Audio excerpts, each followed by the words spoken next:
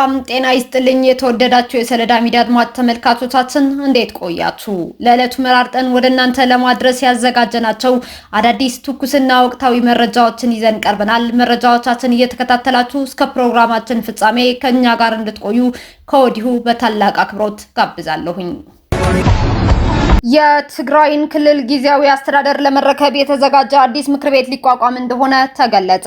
5 ያህል የትግራይ የፖለቲካ ድርጅቶች፣ የትግራይ የሰላም ኃይሎችና የቀድሞ የትግራይ ተወላጅ የኢትዮጵያ መከላከያ ሰራዊት ጀነራሎች የታቀፉበት አዲስ ምክር ቤት በቀጣዮቹ ቀናት እንደሚመሰረትና የትግራይ ክልልን አስተዳደር ለመረከብ ራሱን እያዘጋጀ እንደሆነ ተገልጿል። ጀነራል ጻድቃን ገብረትንሳኤ 4 የፖለቲካ ፓርቲዎች ማለትም ትንሳኤ ሰባ እንደርታ ፓርቲ፣ ባይቶና፣ አረናና ስምረት ፓርቲን እንዲሁም ኢንጂነር አሰፋ አብርሃን ያካተተ የትግራይ ለውጥ ፈላጊዎች ንቅናቄ የሚባል እንቅስቃሴ መመስረታቸው ይታወሳል። በአሁኑ ሰዓት ሊጠናቀቅ 10 ቀናቶች የቀሩት የትግራይ ክልል ጊዜያዊ አስተዳደር ለመረከብ የሚመሰረተው አዲሱ ምክር ቤት ስምረት፣ ባይቶና፣ አረና፣ ትንሳኤ ሰባ እንደርታና ትንሳኤ ቃንጫ ሀቅ የተባሉትን 5 የፖለቲካ ፓርቲዎችን ያካተተ መሆኑም ከጥምረቱ ኃላፊዎች ያገኘነው መረጃ አረጋግጧል። የሐራ መሬቱ የትግራይ የሰላም ኃይል በበኩሉ ለሚመሰረተው ምክር ቤት የጸጥታ ክንፍ እንዲሆን ከስምምነት መደረሱም ነው ምንጮቻችን ለሶሎዳ ሚዲያ ያብራሩት። የጥምረቱ አመራሮች በትግራይ ክልል የሚገኘው የህወሓት አምባገነናዊ ስርዓት ከስሩ ለመንቀል ብቸኛው አማራጭ የፓርቲዎቹ ልዩነት ለጊዜው በማቆየት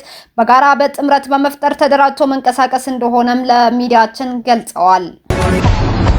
ጀነራል ምግባ ኃይለ ለሌላ ሰው ቀየውን አስወረረ ብሎ የመናገር ህሊና የለውም ሲል ጀነራል ከበደ ፍቃዱ ገለጸ።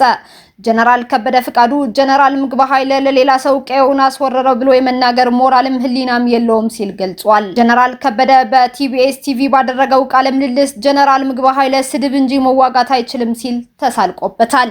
ጀነራል ከበደ ፍቃዱ አክሎም በህወሓት ጦር መሪዎች ውስጥ እንደ ጀነራል ምግባ ኃይለ ውርደተኛ የለም፣ ሬዲዮና ማይክሮፎን ሲይዝ ያብዳል፣ ይሰክራል ሲል ጀነራል ምግባ ኃይለን ክፉኛ ኮንኖታል። ጀነራል ከበደ ፍቃዱ በጦርነት ወቅት በአዴት አካባቢ ተቆፍሮ የተቀበረ ወርቅና ገንዘብ እንደነበር በመግለጽ ይህንን ወርቅና ገንዘብ በመጠበቅ ምክንያት በርካቶች ህይወታቸው አጥተዋል ያለ ሲሆን ይህ ወርቅና ገንዘብ የት እንዳለና ማን እንደወሰደው ጊዜው ሲደርስ እንነጋገርበታለን፣ ወደ ህግም እንወስደዋለን ሲል የህወሓት ቡድን ወጣቶችን እያስጨረሰ ሀብት ሲሰበስብ እንደነበር ይፋ አድርጓል።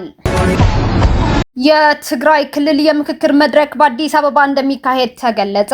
የትግራይ ክልል የአጀንዳ ማሰባሰብ የምክክር መድረክ ከመጋቢት 23 ቀን እስከ 25 ቀን 2018 ዓ.ም በአዲስ አበባ ከተማ ይካሄዳል ሲል የኢትዮጵያ ሀገራዊ ምክክር ኮሚሽን አስታውቋል።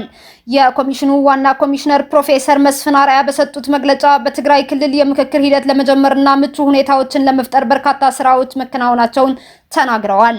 በዚህ መሰረትም በክልሉ ሀገራዊ ምክክር ለማድረግ ከጊዜያዊ አስተዳደሩ፣ ከፖለቲካ ፓርቲዎች፣ ከምሁራንና የሲቪክ ማህበራት ጋር ከ22 በላይ የውይይት መድረኮች በአዲስ አበባና በመቀለ ከተማ መደረጉን አስረድቷል። ኮሚሽኑ ከተቋቋመበት ጊዜ ጀምሮ ትግራይ ክልልን ለማካተት ቁርጠኛ ሆኖ ሲሰራ መቆየቱንም አስታውሰዋል። የምክክሩ ሂደት በሌሎች አካባቢዎች በነጻነትና አሳታፊ በሆነ መልኩ መካሄዱን ጠቅሰው በትግራይ ክልል ተወካዮች በኩል የሚደረገው የምክክር መድረክ በተመሳሳይ መልኩ የሚካሄድ በመሆኑ ሁሉም አካላት ተሳታፊ እንዲሆኑም ጥሪያቸውን አቅርበዋል። ኢትዮጵያና ጣሊያን የፍትህ ስርዓቱን በዘመናዊ የስልጠና ፕሮጀክት ለመገንባት ተስማሙ። ኢትዮጵያና ጣሊያን በፍትህ ዘርፍ ያላቸው ታሪካዊ ግንኙነት ይበልጥ ለማጠናከር የሚያስችል የሁለትዮሽ ውይይት አካሂደዋል። በፍትህ ሚኒስቴር የተቋም ግንባታና ሪፎርም ዘርፍ ሚኒስትር ዴኤታ ዶክተር ኤርሚያስ የማነ ብርሃን ከጣሊያን የውጭ ጉዳይና ዓለም አቀፍ ትብብር ምክትል ሚኒስትር ማሪያ ትሪፖዲ ጋር ባደረጉት ውይይት የጣሊያን መንግስት በኢትዮጵያ እየተመዘገበ ያለውን የልማትና የፋይናንስ እንቅስቃሴን አድንቀዋል። በቀጣይም በፍትህ ዘርፉ በተለይም በትምህርት፣ በአቅም ግንባታና በልምድ መለዋወጥ ረገድ የነቃ ድጋፍ ለማድረግ ዝግጁ መሆኑንም ገልጸዋል። ይህ አዲስ የትብብር ማዕቀፍ ትኩረቱን በወንጀል ፍትህ አስተዳደር፣ በምርመራና በክስ ክርክር አቅም ግንባታ ላይ የሚደረግ ሲሆን በተለይም ወጣት የህግ ባለሙያዎችና አመራሮችን በስልጠና የማብቃት ግንብም ሰንቋል ተብሏል። ዶክተር ኤርሚያስ የማነ ብርሃን እንደገለጹት ይህ አጋርነት ተቋማዊ ሪፎርሙን ውጤታማ ለማድረግና ተተኪ የሰው ኃይል ለማፍራት ወሳኝ ሚና ይጫወታል። ሁለቱ ወገኖች በጋራ ለመስራት ስምምነት ላይ የደረሱ ሲሆን ፕሮጀክቱ ኢትዮጵያን ጨምሮ ለአፍሪካ ሀገራት አመራሮችም የልምድ ልውውጥ መድረክ እንደሚሆንም ይጠበቃል። ዓለም አቀፉ የአቶሚክ ኢነርጂ የኒውክሌር የተቋማት ጥቃት ከቀጠለ ትልቅ የራዲዮሎጂ አደጋ እንደሚከሰት አስጠነቀቀ።